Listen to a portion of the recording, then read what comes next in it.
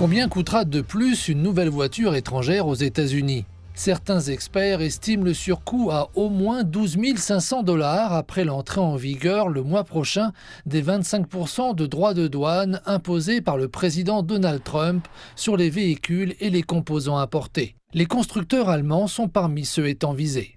Cela augmentera les coûts et, en fin de compte, les prix des véhicules aux États-Unis. Le fait qu'environ 450 000 véhicules sont exportés vers les États-Unis. Volkswagen est particulièrement concerné, car seuls 20% des véhicules qu'il vend aux États-Unis y sont effectivement produits. Une grande partie est produite au Mexique, le reste est exporté d'Europe.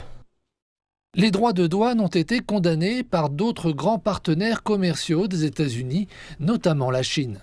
Il n'y a pas de gagnant dans les guerres commerciales et les guerres tarifaires. Le développement et la prospérité d'aucun pays ne se font en imposant des droits de douane.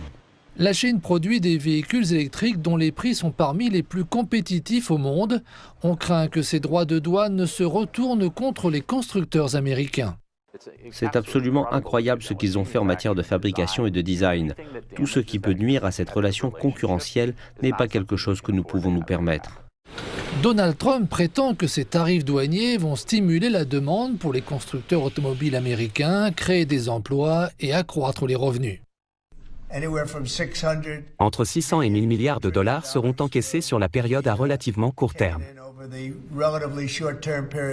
De plus, il a rejeté les inquiétudes concernant l'imposition de droits de douane sur certains composants utilisés sur de nombreux véhicules américains.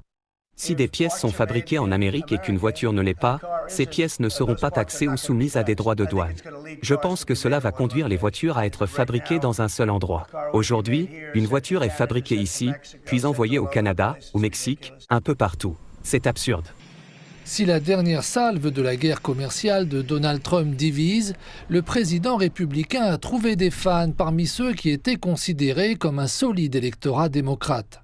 Le syndicat United Auto Workers affirme que ces tarifs douaniers donnent la priorité aux travailleurs qui ont construit l'Amérique.